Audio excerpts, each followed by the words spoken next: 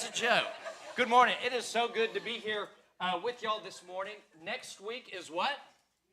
Easter. So what we want you to do is on your way out today, if you haven't already, grab an invitation. You have a neighbor, you have a family member, you have somebody that you work with that you can invite to our Easter services next Sunday. We will not have classes following, all right? We're going to have a brunch and then a great Easter egg hunt for that. So be thinking of somebody that you can invite. And for all you know, they're surprised that you haven't invited them yet, all right? So, Billy, you can invite Keith, but I think he already knows, all right? So please do that on your way out. Grab one of those, grab several of them, and invite a neighbor. When I was a teenager and my dad began to lecture at me, it was pretty quick that I began to tune him out because I already knew what it was that he was going to say. It was like, I've already heard this before. And I can already see it in my kids' eyes when I begin to lecture them. They may tune me out because they've already heard what I'm about to say before. That's our challenge for the next 2 weeks. Palm Sunday, Easter Sunday. It's something that you've heard before, and it would be easy to just tune it out because of its familiarity. Yes, Jesus rode a donkey. And then Jesus rose from the dead. But in its familiarity, we don't lose the significance of such events. Jesus went on a ride so he could rise. He rode and rose. For today, we're going to take the bulk of our text out of Matthew's account.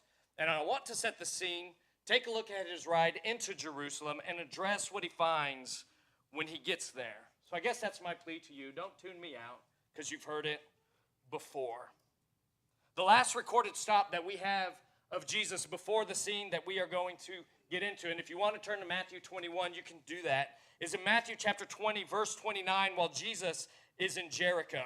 It's the road from Jericho to Jerusalem, and that is about 15 miles long, with an ascent of 3,000 feet through the desert. Some say it would take 6 to 8 hours of uphill walking for Jesus to make it there. And you know that Jesus and his disciples, they would be eager to make it there before nightfall. And as the road neared Jerusalem, it approached the backside of the Mount of Olives, passing through Bethany, the place where Jesus stayed during his final week. According to John, Bethany, as we know, is the home of Mary, Martha, and Lazarus. And it's about 2 miles southeast of Jerusalem. The road continued over the Mount of Olives, down through the Kidron Valley, and right into Jerusalem. But before we even get into today's text, it's important to note what happens exactly before. You remember that scene? And you can turn there if you want. Chapter 20, verse 29. All right? 2 blind men, they call out to Jesus. And they say, "Lord, Son of David, have mercy on us." And Jesus heals him. We have to realize what this means for chapter 21 because this is the very first time that he has been given the messianic title and allowed it to be said in public. Son of David. Who is this Son of David? And when the blind men called out the Son of David, everybody knew who that was. The Son of David was the messianic king that had been predicted for centuries. He was the final king of the world. And someone publicly, by the way, how ironic is it that it comes from those who are blind? But someone publicly says, "Son of David, O final king of the world." And Jesus looks at them and he says, "Yes." You can see it on the apostles' faces as this plays out. They always wanted Jesus to declare himself as king. They always wanted him to stand up and to start a revolution because they saw what he could do, they knew what he could do, and they wanted him to stand up. Yet time and time again, what is it that we see that Jesus does? Peter, on this rock, Matthew chapter 16, verse 20. And I have all these on slide. I don't know if you see it, David. All right.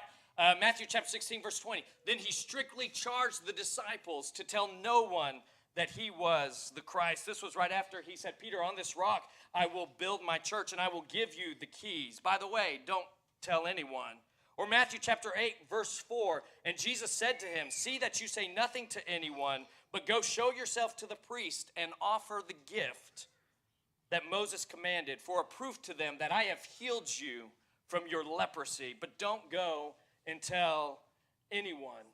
You see, Jesus was in the habit of displaying God's power through him. Yet my time has not yet come. Don't tell anyone.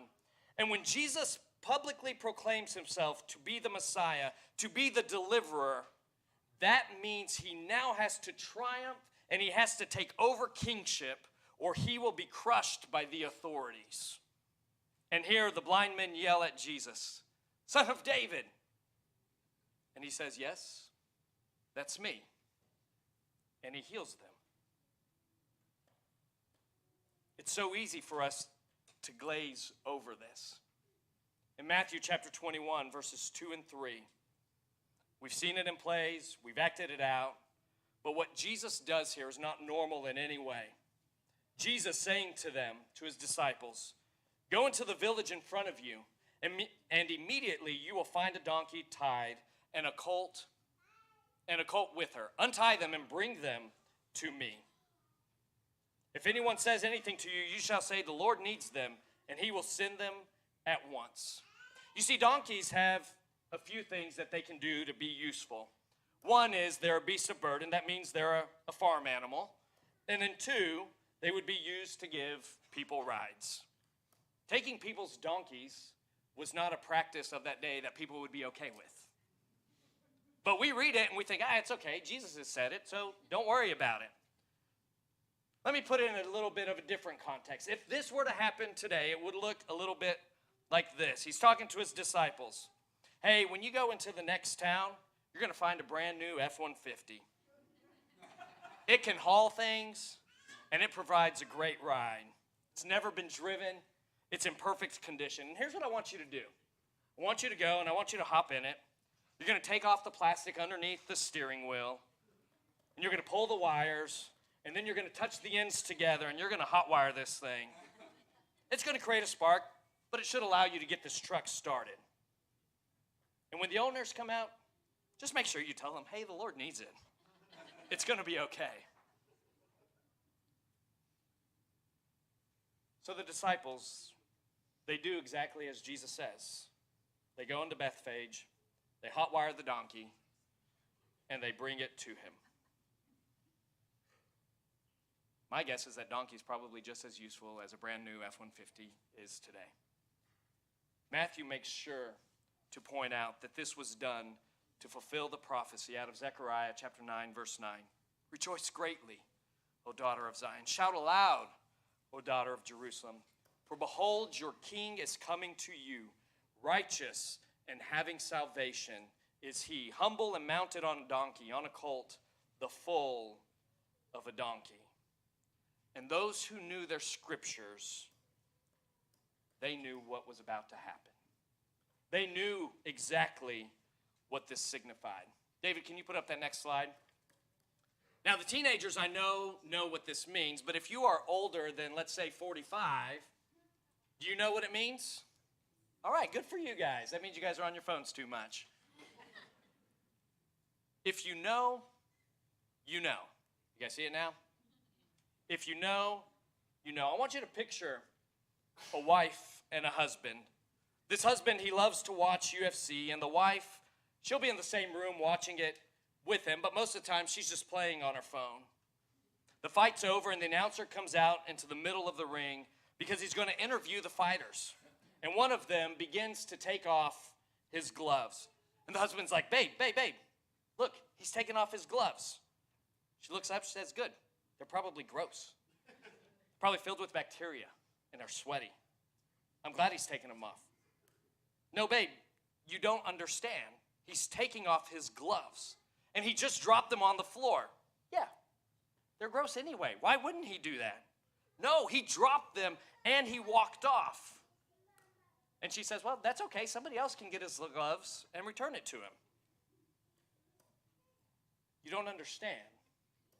For if you know, you know. The fighter is retiring. Dropping the gloves is symbolic of what he is going to do. You see, two people looked at that instance. They saw the exact same thing. Yet the wife sees sweaty gloves and the husband sees the end of an era. For he knows this fighter's story. He knows he's been in training since he was 3 years old, and he knows that he went through all of the tough times, and he lived in his car as he was trying to get his career started. The husband sees the blood, the sweat, and the tears, and once he got into the UFC, he knows his record, the highs and the lows, the injuries. For the husband, this was the end of an era. For the wife, it's just sweaty gloves. And when Jesus hops on the donkey, for those who knew, they understood the symbolism that was coming. They understood that the king is now coming to conquer because they understood their scriptures. Yet others could look at that not knowing and think that Jesus was weak. We can look at the exact same thing, but if you don't understand the meaning behind, it's missed. Jesus intentionally declares, you can take that off now, David. Jesus intentionally declares his identity to the nation. He declares that he is king. He declares that he is coming. And this, of course, is happening during Passover season, where everyone's emotions and messianic hope and tensions would run super high. Can you go to the next one, David? All right, we all know who that is. I tried to pick one from y'all's era, by the way. People like Superman, what did we always want him to do? Just tell Lois who you are. Just reveal who you are. It's going to be okay. Or the next one, we had Spider-Man. Just go ahead and let her know, right? Because it's creating a lot of tension between the two of you. Reveal who you are. It's going to be okay. And this is what Jesus does. He had revealed it to his followers, and now he begins to unwrap who he is to the whole entire nation. This is who I am. I am the Son of God. I am the King who is coming to conquer. But it's going to look different than what it is that you have, than what you expected. They saw the signs. They see him on the donkey, and they knew. And the crowd began to shout, Hosanna, Hosanna, which we had earlier in Psalm 118. Save us, please. Save us. You can do it. Notice in Matthew, in verse 9, chapter 21, verse 9. And the crowds that went before him and that followed him were shouting, Hosanna to the Son of David. Blessed is he who comes in the name of the Lord. Hosanna in the highest. There were crowds that came before him, and there were crowds that followed him. In John's gospel, if we were to take a look, we gain a better understanding of what makes up this crowd.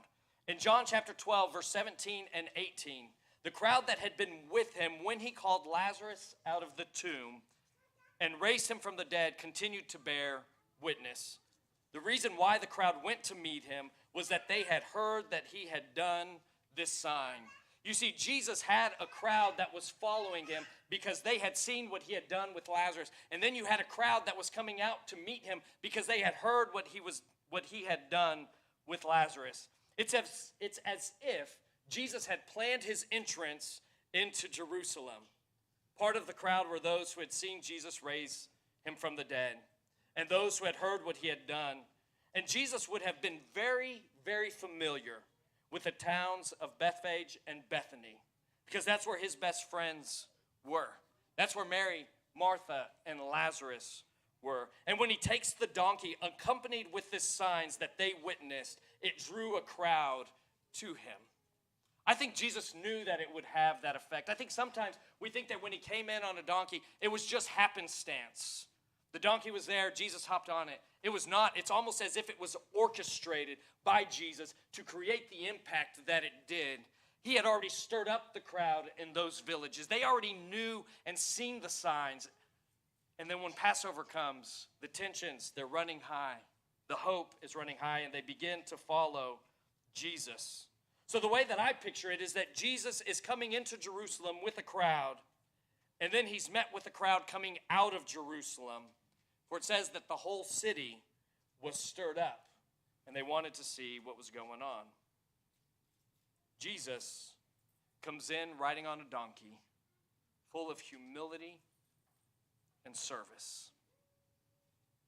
It was typical that when a king entered a city after a conquer, the red carpet would be rolled out, and he would ride on a warrior horse, for it would be a big deal. A lavish parade would be thrown, but Jesus does it different.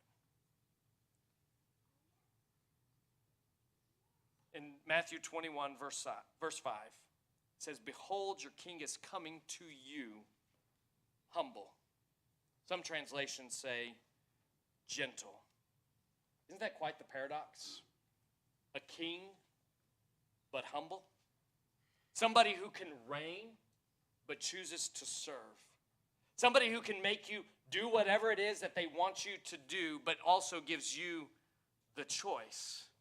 He's a king, but he comes gentle. Philippians chapter 2 would put it this way: "Have this mind among yourselves, which is yours in Christ Jesus, who though he was in the form of God, did not count equality with God a thing to be grasped, but emptied himself by taking the form of a servant, being born in the likeness of men."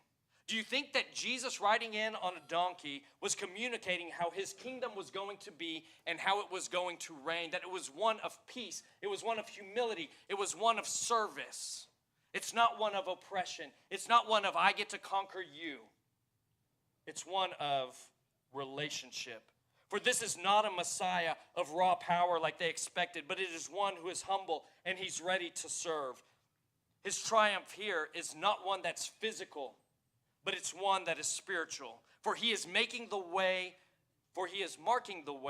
his kingdom is going to reign from this point on. One that's going to allow him to reign in the hearts of his followers. Not through fear, but through love. Ephesians chapter 3, 16 and 19. "That according to the riches of his glory, he may grant you to be strengthened with power through his Spirit in your inner being, so that Christ may dwell in your hearts through faith, that you, being rooted and established, grounded in love, may have strength to comprehend with all of the saints what is the breadth and the length, the height and the depth, and to know the love of Christ that surpasses knowledge, that you may be filled with all the fullness of God." For when he came as a king who wanted to rule in the hearts of men, who wanted to rule in the hearts of his followers. Make no mistake, Jesus knew what awaited him in Jerusalem, which I think makes the story all the more powerful. He wasn't caught by surprise when they came to get him. He wasn't caught that the whole city began to turn against him. I often wonder, what was the emotional toll that Jesus took that day? As he was riding on that donkey, what were the thoughts that were going through his mind? Yes, we're praising you, as Kelly pointed out, but in a week, some of you might still be. A lot of you won't, because you don't understand what it is that I'm doing. If I were to graph Jesus' ministry and kind of his emotional state, which I know we can't really do, but I believe that it would have an upward trajectory throughout his ministry from when he started up until this point. And it hits a peak when he raises Lazarus from the dead. And then he begins to descend on the Mount of Olives. And as he begins to descend, I feel like this graph kind of begins to dip as it goes down. Not because Jesus knew what was coming, but because of the strength that I think it took from him to be able to take that step, to hop on that donkey, because he knew what was coming before him. How did Jesus proceed with this ride when he knew the pain and when he knew the agony that awaited him in that city? Luke says that Jesus wept over it. In Hebrews chapter 12, verses 1 through 3, I think this is how Jesus made it through.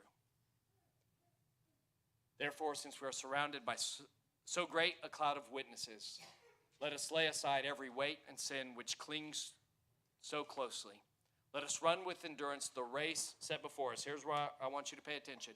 Looking to Jesus, the founder and perfecter of our faith, who for the joy that was set before him endured the cross, despising the shame, and is seated at the right hand of God, on the right hand of the throne of God. Consider him who endured from sinners such hostility against himself, so that you may not grow weary and faint-hearted. All right, the writer of Hebrews gives us a little bit of encouragement there, saying here's what Jesus did as well, for he knew what it was that was coming, but it was because of the joy that was set before him. The joy was not the cross. The joy was not the pain. It was not the scorn or the shame. The joy that I believe that was set before him was being seated at the right hand of God and giving this world a path back to him. For it was in this state of mind that Jesus was able to descend on that donkey and go through the events that would last for the last week of his life. Jesus was giving the world a path back to God. Jesus could see what was on the other side, and he was joyful about that. Not just what was in front of him, because let's be honest, what was in front of him, it says that he wept over it. Luke's account makes that very, very clear how much Jesus cared about the city and about the people. He rode unto his death because there was joy on the other side, and he knew he was going to have to bleed his way out of this. There was no other way. Because Jesus is making a declaration of who he is, it acts as an invitation. Yet everyone in this scenario reacts a little bit differently to this invitation. Some sing praises, "Blessed is the King who comes in the name of the Lord." And some would later cry, "Crucify him." And others, they're very vocal about their displeasure of who Jesus is, and they reject his invitation. When Jesus enters Jerusalem, so that was the ride, and he finally gets there. And when he enters Jerusalem, there are three things that Jesus addresses that I believe that he rights the wrong through his crucifixion. The first is the temple. You see, the temple is at the very center of Judaism, and it's sat in the middle of Jerusalem. Yet what Jesus finds is the worship in the temple was hollow. For what does he find them doing? They're exchanging money and they're selling doves. The very place that the Gentiles were supposed to be able to come and worship. It was the outer courts. It was the courts of the Gentiles. And that's where they were supposed to be able to be. Yet in their area of worship, it was overrun by greed. It was overrun by those who knew better and were included. And the Gentiles were kicked out, and their place became the market. No wonder Jesus got angry. No wonder Jesus got angry at what he saw. Those who knew at what he sees. The temple, according to Isaiah chapter 56, verse 7, says this, and Jesus quotes it to them. "These I will bring to my holy mountain and make them joyful in my house of prayer. For their burnt offerings and their sacrifices will be accepted on my altar. For my house shall be called a house of prayer for all peoples."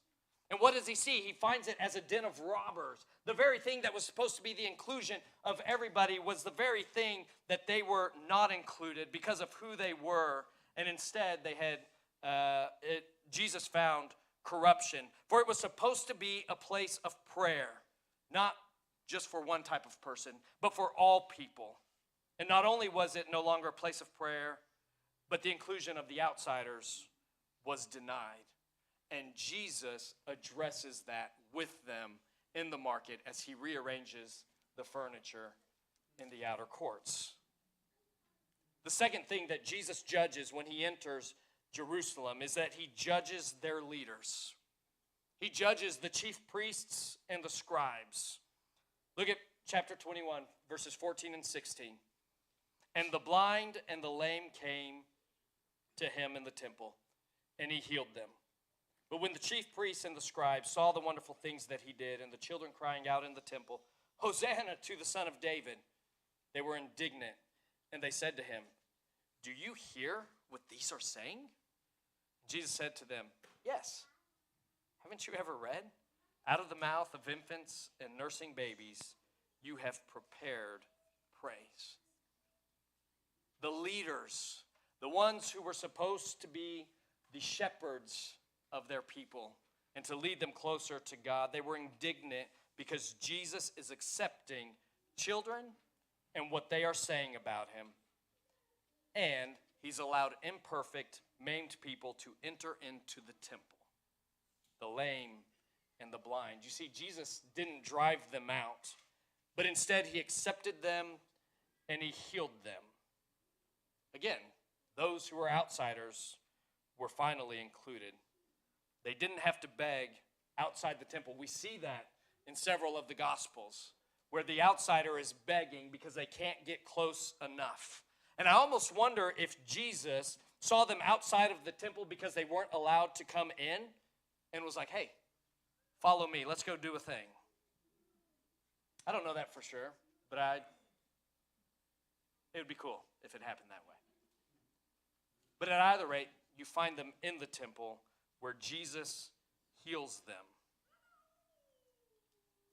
And the leadership, they're judged. Why? Because there's a lack of praise on their lips. They see the wonders, yet they're blinded by their own self-righteousness that inhibits them from praising what God is doing and what he has done. It hasn't been like this. It shouldn't be like this. And they had blinders on. They couldn't see what it was that Jesus was doing. And when Jesus heals the lame and the blind, it's a sign that God's kingdom is at hand. It could be seen as the fulfillment of Jeremiah 31, verse 8. The entrance of the blind and the lame into the temple and their healing was a tangible demonstration of Jesus' words that the temple is a house of prayer for all nations. For there was renewal and restoration. Yet the priesthood could only see things how they've always been done. They could only see, let's keep things safe. Let's make sure we can manage everything. Let's make sure we can get all the sacrifices that we need and people can buy them here and we can monetize all of that. They wanted it their way. And the third thing that Jesus judges is the fig tree for not bearing fruit. See what Jesus is doing here? He judges the temple for its worship is hollow. He judges the leader for their lack of praise and inclusion of others. And he judges his creation, the fig tree, for not bearing fruit.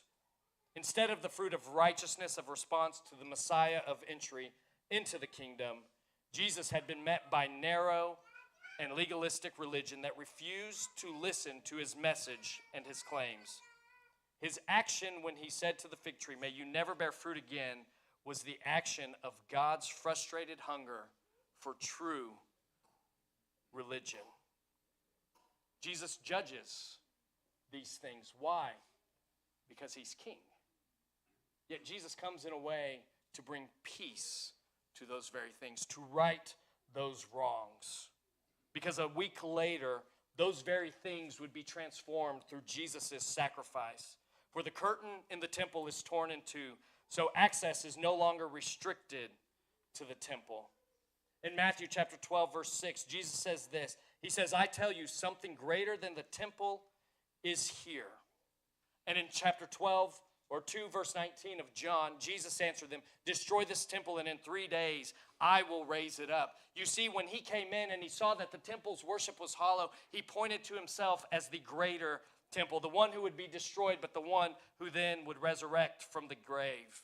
And Jesus, when he saw the way that the high priests were treating others, Jesus replaces them as the great high priest who understands, Hebrews would say, what it is that we go through. For we have a high priest, one sacrifice, and for all. And Jesus becomes the great high priest. And Jesus, through his sacrifice, he becomes the vine. John chapter 15, verse 5. He would say, "I am the vine, and you are the branches." You see, Jesus, in all of those ways that he judged, he transformed by what he did on the cross. The triumphal entry, while it's a great story to listen to, while it's fun to act out, it's an example of how we are to live our very own lives. As Jesus rode unto his death, we are called to die to ourselves, to pick up our cross and to follow him. And Jesus modeled what it looked like. We do so in humility. We do it in a way that is marked by the joy that is set before me. By the joy that is set before me, I can endure life. I can endure pain. I can endure heartache. Because the joy on the other side is greater than what's on this side. And Jesus demonstrated that while he was riding on the donkey. Whatever it is that you are going through, I know it doesn't make it any easier saying, hey, life after this one is better. It doesn't make the pain go away. It doesn't make the heartache go away, but it does give you something to hope for, that there is something greater. There's something that provides joy that circumstances can't take away, and it's because of who you are in Christ. And you ask, why is it that I can walk unto my death? Why is it that I can follow Jesus down this path? And it's because I carry with me the very Spirit of God. For Jesus, who was the great temple, he then creates in us. In 1 Corinthians chapter 3, verse 16, do you not know that you are God's temple and that God's Spirit dwells in you? For the physical temple would no longer be the center of Judaism and the place where God dwells, but we would become the very place that God chooses to dwell. Why can I walk into my death? Because I have the very Spirit of God within me who allows me to do so. For I now have the mind of Christ. For I am directly connected to the Father, and I have access to him. It's no longer just the priests who can have access to God, but I am directly connected to him. For the priesthood is not just for a particular group of people, but now all have access to God through Jesus Christ. 1 Peter would say it this way, but you are a chosen race, a royal priesthood, a holy nation, a people for his own possession, that you may proclaim the excellencies of him who called you out of darkness and into his marvelous light. As a priesthood, may we keep shouts of praise on our lips as all nations have access. Where no one should be out of reach from God's love and what he has done for them. And too often we look at others and we say, there is no hope. And we might not say that with our lips, but maybe the lack of our invitations for Easter, or maybe the lack of hope in our relationships with them, display that very kind of mindset. For no one is out of reach from God. Not even that political party or that kind of person. For God can and does transform. And he created access where anybody who chooses to follow him can have it. Be weary of groups who keep people at an arm's length, but don't invite them into the presence of God. If we continued with John 15:5, Jesus says, I'm the vine, and you are the branches, and whoever abides in me, and I in him, he it is that bears much fruit, for apart from me, you can do nothing. Why can I walk unto my death? Because the Spirit of God lives in me. Because I have direct access to God as he has created in me and in you to be part of the royal priesthood. And as I do that, as you walk unto your death with the joy that is set before you, you see the fruit that is born by walking with one step in front of the other, even when it's difficult, even when it's hard, even when you want nothing else, nothing more than to just get off of the path. As you abide in him, as you show humility like he did, as you follow the King and say, I want to be like him, there's fruit that is born in your life. How do you know that you love me? By their fruit. How are you walking? How are you going through the valley that you may be going through? Does it look like Jesus on a donkey? Or does it look like Pilate or somebody else on a war horse? I can guarantee you the war horse looks better, but it doesn't work better.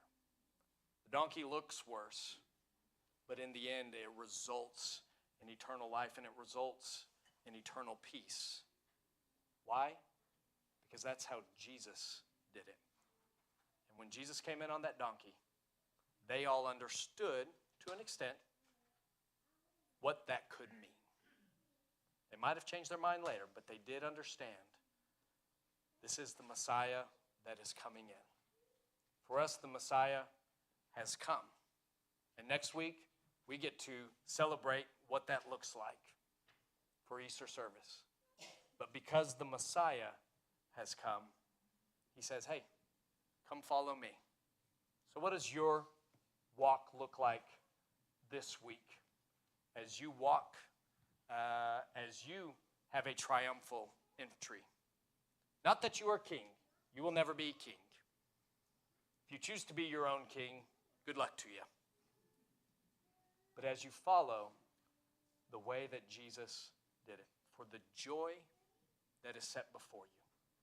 This is my challenge to you this week. What is that joy for you? Write it down, put it on a mirror, put it in a notebook. And just remind yourself, there's joy on the other side. There's joy on the other side. And Jesus would even say there's joy now as well as you choose to follow. Let's go ahead and stand and sing.